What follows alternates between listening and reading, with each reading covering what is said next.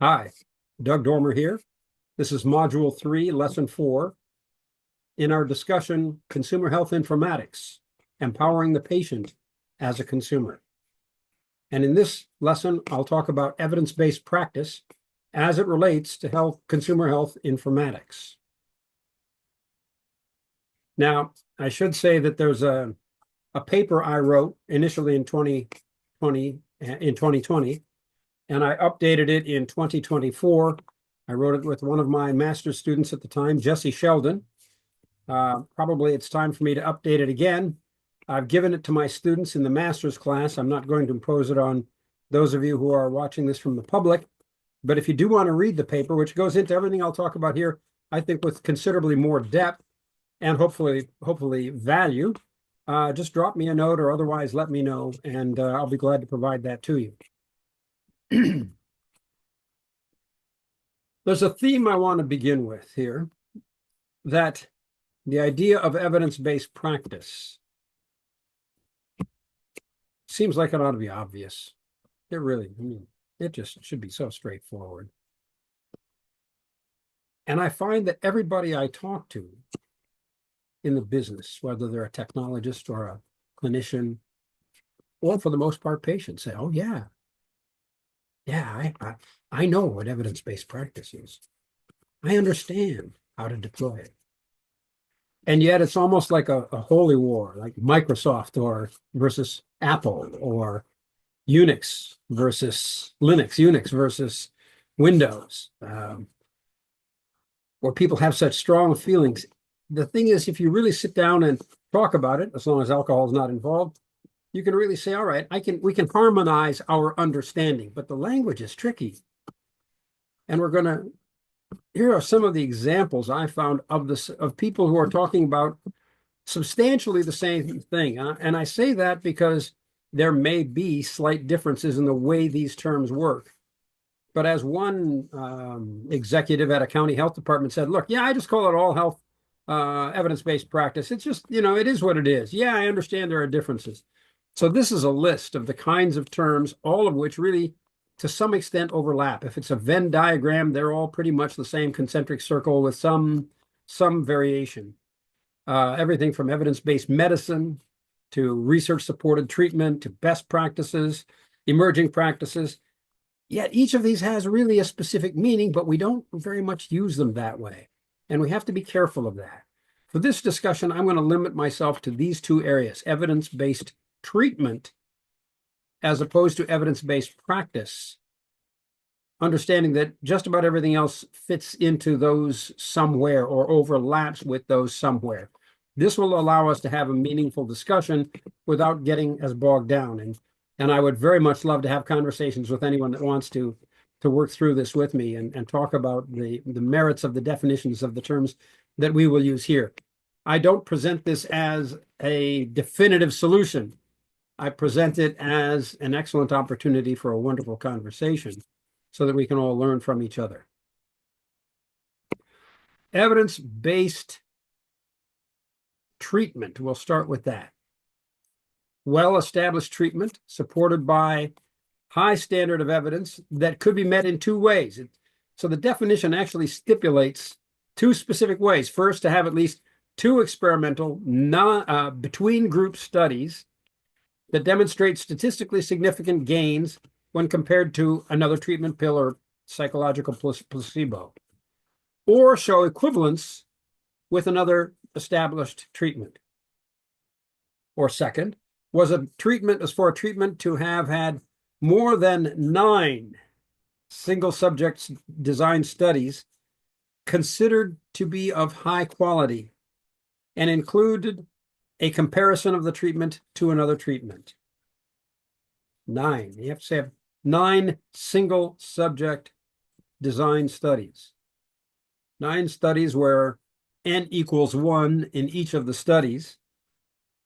For both studies, the studies had to use treatment manuals, guidelines, with a well-defined population, maybe of 1, and include studies from 2 independent researchers.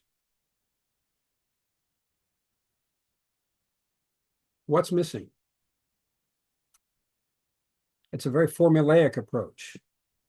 Treatment based on characteristics.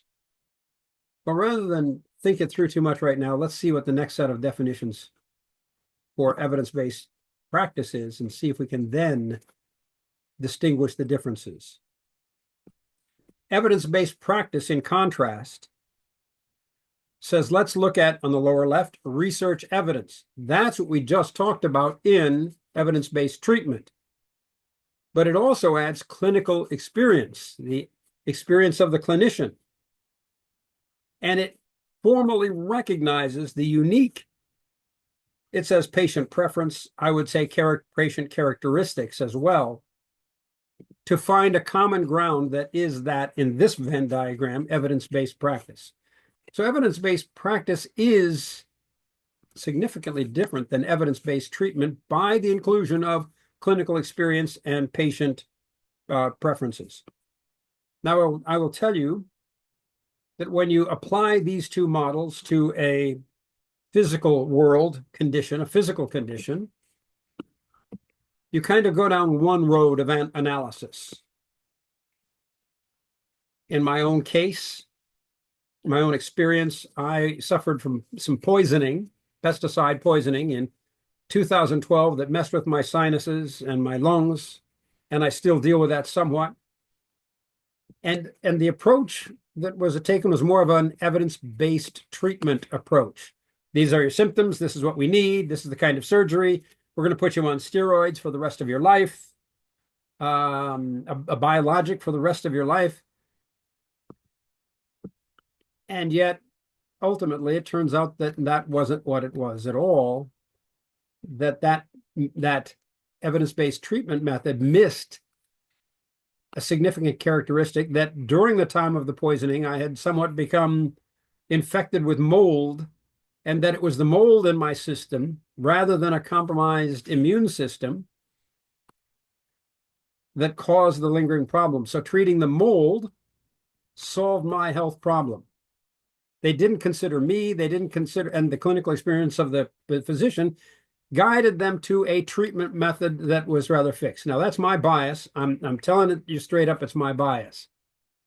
I then compare that to what I watch when I work with my clients who are in clinical medicine, clinicians, therapists, counselors, where if you were try to apply an evidence-based treatment approach, they would say, what are you talking about? This is about my relationship with the patient. Don't put me in a hierarchical decision tree and say, this is all there is to it. That's not it. So that's the distinction we see. And the significance is, and excuse me, I don't think there's any other way to say it.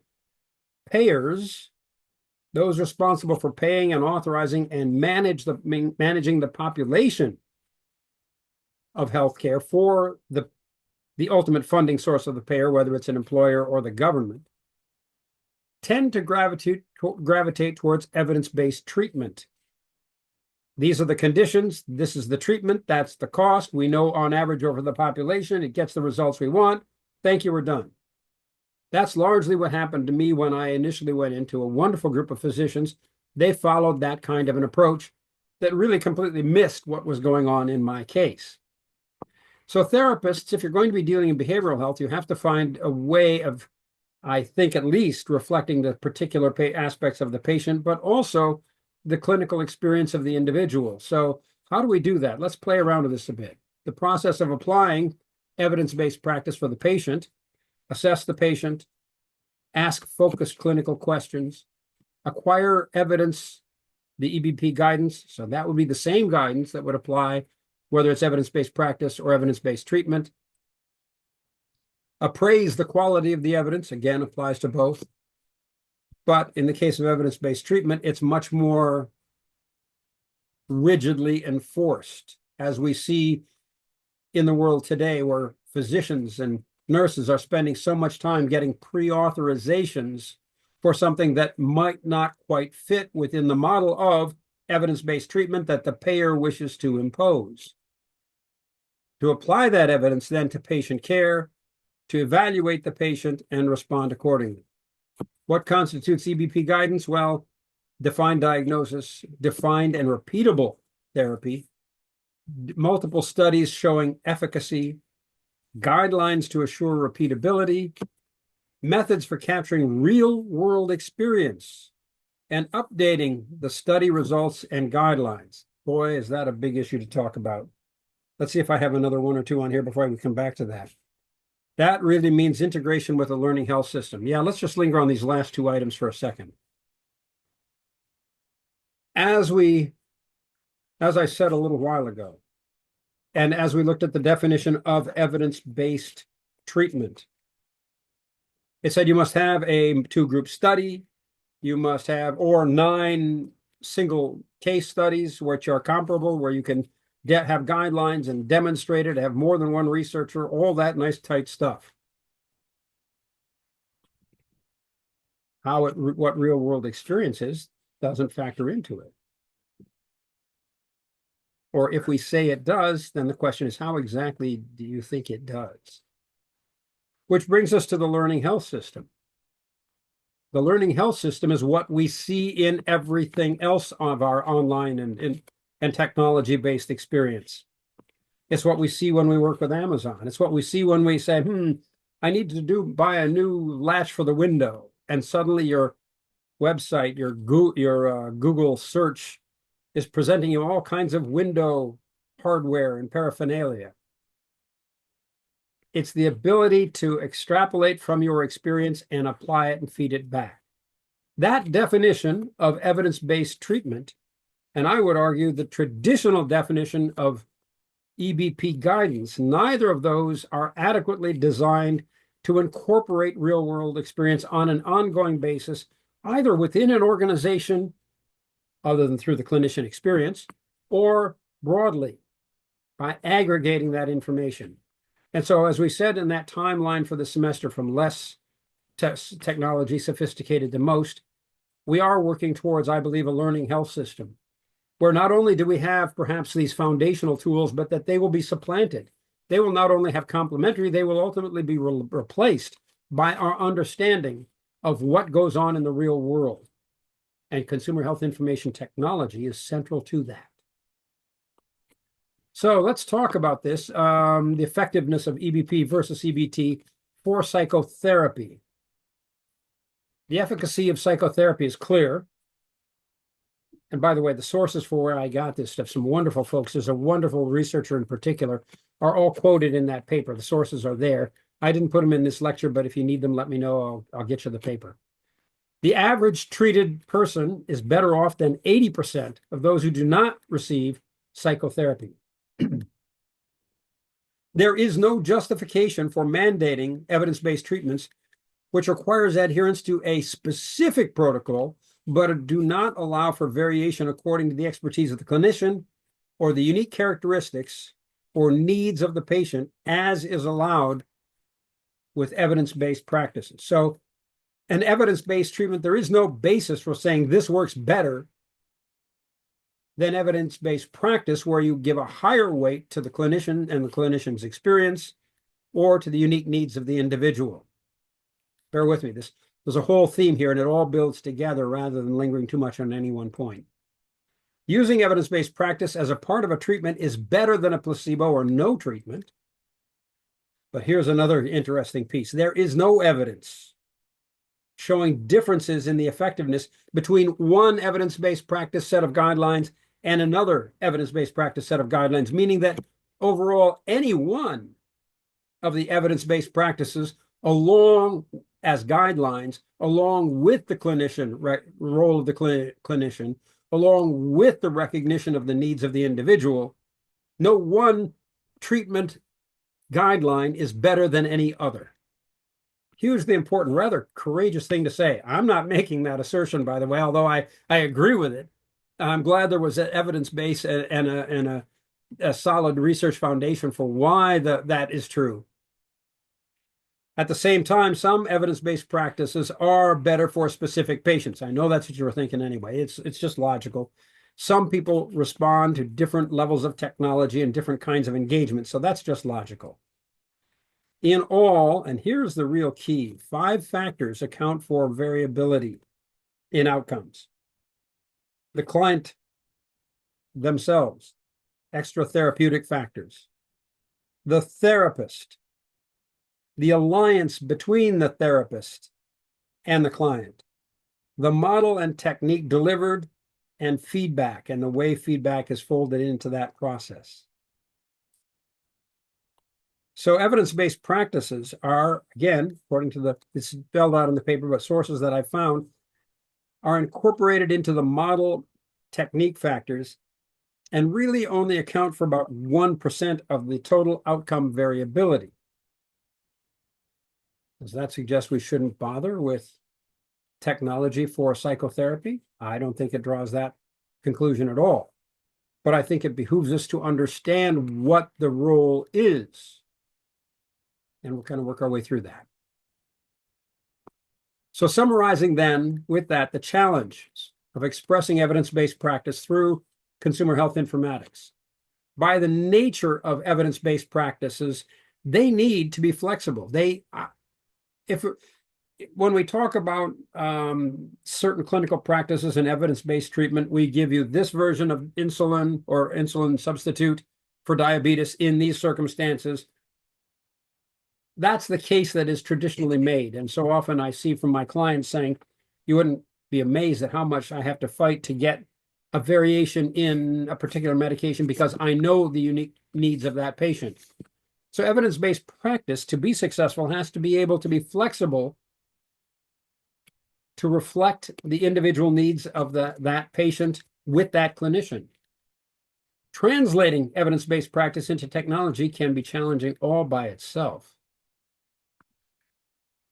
While evidence-based practices are valuable, it doesn't appear to make much difference between comparable evidence-based practice models for the same diagnosis scenario patient.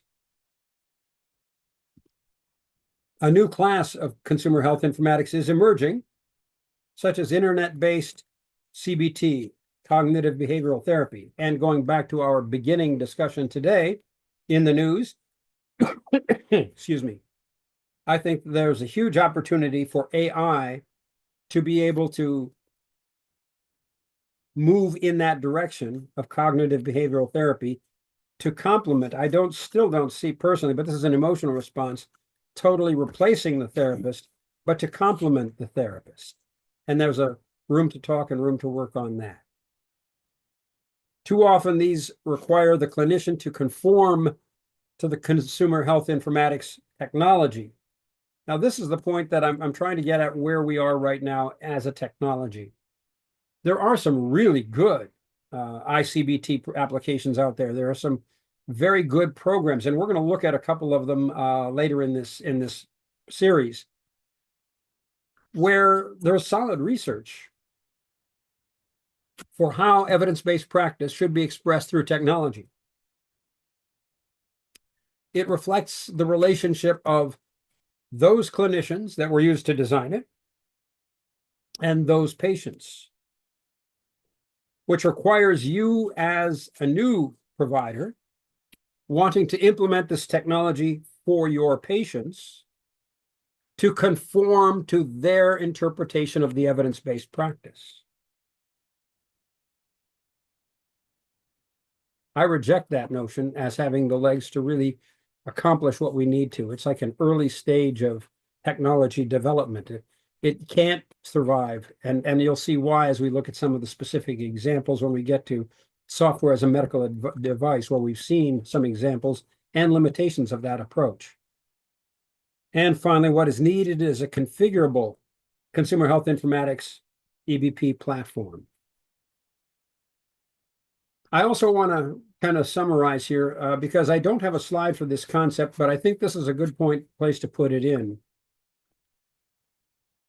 Not only do we have to translate existing evidence that was obtained through non-technology relationships and therapies, not only do we have to take that evidence and say, how can I express it through technology? But the very fact that we're expressing it through technology changes the nature of the way that therapy is delivered, such that that has to be evaluated on its own and compared to that evidence-based practice and the guidance as it was delivered in the absence of technology. And then, so that's the first thing. It's not just one, translate from existing evidence-based practice to technology. It's then reassess it in its new form, its new relationship, and then go beyond and say, since we have the data in an ongoing system, now we can contribute to a learning health system to be able to have a constant feedback loop to improve what the definition of, to improve what is evidence-based practice guidance. So that's where we are now. It's a hugely exciting time. The big question is, what are the incentives? Why can we do this in this change, and who will make decisions? So we'll come back to those as we move. Again, I don't want to get into the politics, and that necessarily drags us into the politics of the new administration. So we'll save that as we look at specific technologies through the course of this discussion. Looking ahead, over the next weeks, we will apply all this about the context, to both present and potential applications following that continuum I showed you at the start of this module. And we do have an interesting discussion topic that I actually gave to my students about 4 days ago. And so today is Sunday, February 3rd. I gave it to them actually on Wednesday. And there's some interesting discussion. Would love to have you join us in Slack to see the discussion, to participate, just to watch if you want. But you have to let us know so I can use I have to know your email to be able to add you into the discussion. And we'd love to have you engage with us.